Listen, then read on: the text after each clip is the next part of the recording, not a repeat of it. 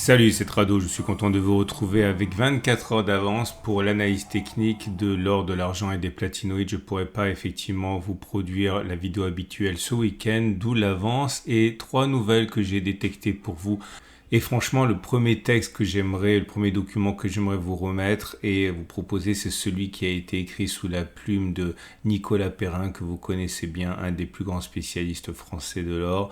Et ça fait écho à toutes les questions qui me sont posées, mais pas uniquement qu'à moi. C'est voilà, qu'attendre maintenant que des records ont été inscrits pour l'or en dollars et l'or en euros? Est-ce qu'on peut s'attendre à une accélération de la hausse? Et franchement, je ne peux rien dire de plus que ce qui est consigné dans ce document extrêmement bien fait, comme d'habitude.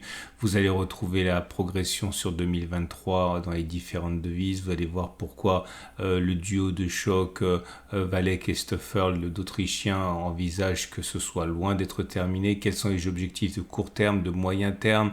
Quels sont les grains de sable dans la dynamique? Quelles sont les raisons pour lesquelles on peut rester extrêmement optimiste? Bref, je ne vais pas simplement paraphraser ce qui est dit dedans. Je vous invite vraiment à le regarder, c'est excellent. Deuxième article que j'ai trouvé pour vous. Bon, certains vont souffler, je comprendrai, mais voilà, les prévisions de la spécialiste maison d'UBS, Johnny Tevez, UBS, bon, vous connaissez, la banque suisse, prévoit en 2200 un objectif conservateur de 2200 $. Alors, je le disais, certains vont souffler en se disant qu'elle ne prend pas beaucoup de risques en visant 10% de plus, mais 10% c'est pas mal, hein. Encore une fois, je préfère largement de l'or qui monte 10% tous les ans pendant 10-15 ans que le même or qui exploserait à la hausse pour perdre tout le terrain conquis. Voilà, il faut savoir que UBS a tendance à être extrêmement conservateur et les 2200 $ l'once pour l'or d'ici 2024, eh bien, ça fait partie de la signature des commentaires et des prévisions d'UBS. Très intéressant également, alors vous ne connaissez pas sans doute ANZ, c'est une banque australo-néo-zélandaise, c'est quelque chose qui est massif de ce côté de cet hémisphère. Et quand ANZ dit quelque chose, ANZ est écouté. C'est comme si Société Générale disait quelque chose, ok, on ne peut pas non plus railler. Et le spécialiste Daniel Heinz dit que 6-7% d'allocation pour l'or, c'est pas mal, ce serait assez prudent. Et le diable étant dans le détail, sachez que normalement c'est 4-5%, pas 6-7% que l'on recommande. Et prudent, ça veut dire que ce n'est pas un pari, on va dire, de chien fou. Et le stratégiste d'ANZ délivre cette allocation très sereinement. Donc il y a peut-être quelque chose à retenir de tout ça. Et dernier article, alors j'avoue que j'ai été relativement déstabilisé. Je ne peux absolument pas appuyer cela, mais ça a le mérite d'exister, donc je l'ai lu. Et c'est l'explication aux achats de 300 tonnes d'or par la Banque centrale polonaise qui rappelle furieusement les achats d'autres banques européennes qui semblent vouloir récupérer le retard. Et l'auteur annonce que cela serait en fait une partie du plan secret de l'Union européenne qui se donnerait pour objectif, pour mission, voire pour obligation pour toutes les banques centrales candidates à l'Union européenne, à la zone euro, d'avoir un certain ratio hors PIB dans ces coffres, et ce qui entraînerait donc mécaniquement des achats non seulement du côté des banques centrales des pays en développement, mais également parmi les pays de l'Union européenne. Bref, je vous laisse découvrir ça. J'ai trouvé que c'était... je n'en sais rien, je ne peux pas me positionner là-dessus, mais j'ai trouvé ça très intéressant. On passe aux zones d'accumulation rationnelle. Et le coup de projecteur du jour est pour Crypcool. Alors, si vous êtes des ultras de l'or, vous allez sans doute sourire, voire froncer les sourcils à me voir promouvoir ce site. Et pourtant, tout d'abord, il faut savoir que je n'ai absolument rien, bien au contraire, contre les cryptos. Avoir du Bitcoin, avoir de l'Ethereum, c'est quelque chose qui me semble quand même relativement faire sens. Il ne s'agit pas d'investir 10, 15, 20, 30, 50% de ses avoirs, ni de vendre son or pour acheter des cryptos, mais diversifier avec du Bitcoin, de l'Ethereum, quelque chose qui a fait ses preuves et qui maintenant est mis en avant par de plus en plus de grandes banques dont on peut s'imaginer qu'elles savent ce qu'elles promeuvent, eh bien ça me semble quand même assez conservateur. Le problème quand on veut investir en crypto, c'est que c'est compliqué, 2, ce n'est pas sûr. Pourquoi c'est compliqué? Parce que si vous n'êtes pas un petit peu geek, vous risquez encore une fois de faire des bêtises, vous risquez d'acheter n'importe quoi. Et ensuite, il y a la question de la sécurité, parce que qui sont des phénomènes liés. Quand on entend parler des cryptos actuellement, souvent c'est sur l'aspect négatif, à savoir le piratage de sites, etc. Eh bien, Aucoffre, que vous connaissez tous parce que c'est mon partenaire depuis des années et des années, ouvre son service de garde froide pour acheter et simplement stocker de la même manière qu'il le fait pour de l'or, eh bien du Bitcoin et de l'Ethereum. C'est encore une fois extrêmement simple. C'est le système de la garde froide qui a fait de Aucoffre eh bien, la référence qu'il est aujourd'hui, avec des milliers, non, que dis-je, des millions sous stockage, et puis des milliers de clients. Bref, jetez un œil. C'est enfin rendu simple et sécurisé. Vous trouverez sans doute moins cher, mais pour ça, il faut vraiment mettre les mains dans le cambouis et puis faire le travail de geek qu'il y a derrière.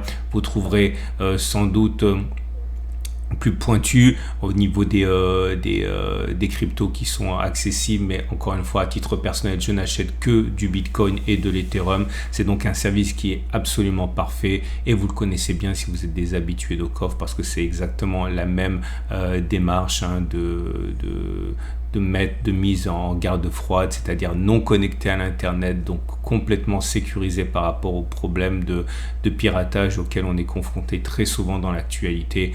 Jetez un œil, ça me semble un excellent produit. En tout cas, vous avez la possibilité de cliquer sur le lien en dessous de la vidéo pour en savoir davantage.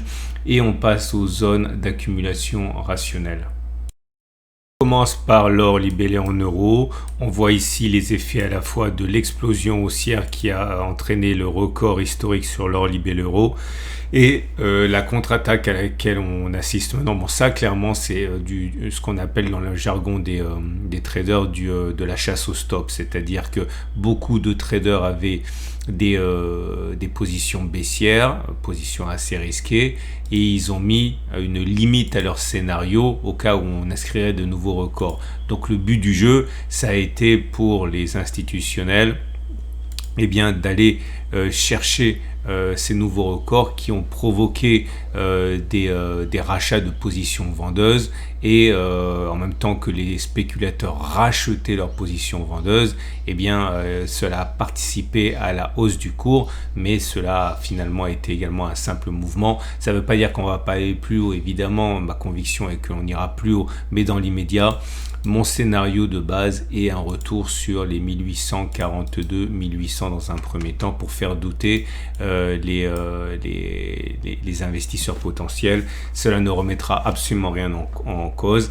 La tendance de fond est haussière, puisqu'on est au-dessus de la M50 qui monte. La tendance de long terme est haussière, puisqu'on est au-dessus de la M200 qui monte. Par contre, les bougies Aiki-Nashi montrent bien que la dynamique n'est pas haussière.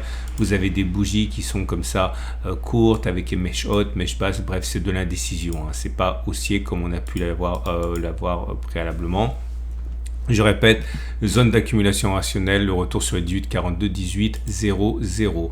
Pour l'or libellé en dollars, c'est la même chose. On a eu cette attaque haussière qui a été provoquée par la cassure des précédents records historiques. La bonne nouvelle, c'est qu'on est déjà venu sur... je l'avais dessiné pour mercredi, hein, donc si vous avez été rapide, eh bien peut-être que vous avez pu profiter du retour sur la zone d'accumulation rationnelle des 2010, 1987 $. Il n'est pas du tout, à mon sens, exclu que l'on revienne même toucher les 1953, 1908. De toute manière, à moyen terme, on devrait dépasser les niveaux qui ont été atteints récemment. La tendance de fond est haussière puisqu'on est au-dessus de la M50 qui monte. La tendance de long terme est haussière puisqu'on est au-dessus de la M200 qui monte. Les bougies Aiki-Nashi sont neutres comme pour l'or libellé en euros avec des petites bougies comme ça. Bon là elle est rouge pour le coup, mais voilà, petit corps, mèche haute, mèche basse, c'est globalement plutôt de l'indécision.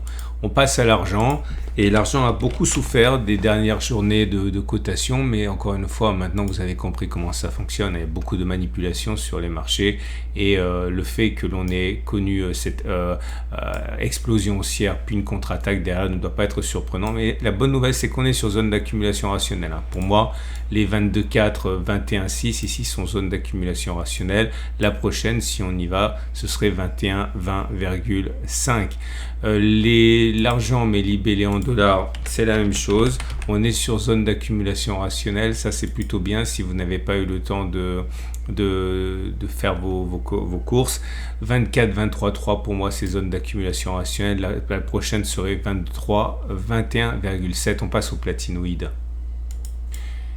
Et on passe donc au palladium qui n'en finit pas de décevoir. On vient même d'enfoncer les précédents plus bas. On reste dans la zone d'accumulation rationnelle des 935 827 euros.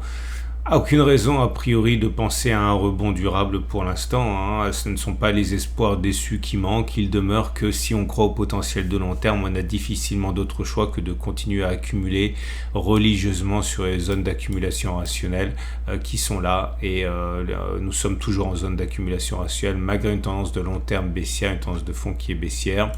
Pour le palladium libellé en dollars, c'est la même chose, c'est mauvais, il ne faut pas se voiler la face. En plus, on fragilise vraiment le support majeur de 993-968 dollars. Pour l'instant, on le préserve avec un peu de retard. Le prochain serait 915-834, tendance de long terme baissière, tendance de fond baissière, et on est toujours sur la même zone d'accumulation rationnelle que celle du 10 novembre. Pour le platine, c'est mieux, car il y a une connotation de métal précieux et donc de valeur refuge qu'a moins le palladium, et à partir de là, on rebondit depuis les plus bas, même si c'est plutôt mou. Il ne faut pas éluder le fait que depuis les plus bas du 13 novembre, on en est quand même à plus 7%, donc ce n'est absolument pas rien. On n'est plus sur zone d'accumulation rationnelle. La zone d'accumulation rationnelle, ce sera un retour sur les 795-768 euros. Tendance de long terme baissière, tendance de fond neutre. Et le platine libellé en dollars présente la même physionomie, à savoir qu'on est dans une situation de rebond technique évidente. Depuis les plus bas, on a là aussi pour le platine libellé en dollars pris un peu plus. On est à 9,4%. On est en tendance de long terme baissière, en tendance de fond neutre, et on n'est pas en zone d'accumulation rationnelle. Voilà. Je vous souhaite une excellente journée, une excellente semaine. Mise à jour mercredi de ce format. N'oubliez pas de vous intéresser éventuellement au nouveau service au coffre qui s'appelle Cryptcool et qui vous permet d'investir dans les meilleures conditions de simplicité et de sécurité dans les deux cryptos majeurs. Vous avez un lien en dessous de la vidéo. Vous avez la possibilité également de liker cette vidéo. Si vous le likez, tout simplement ça donne une plus grande visibilité à l'or puisque ma vidéo sera plus regardée. Et je vous souhaite une excellente semaine et un bon week-end, et à mercredi pour la mise à jour.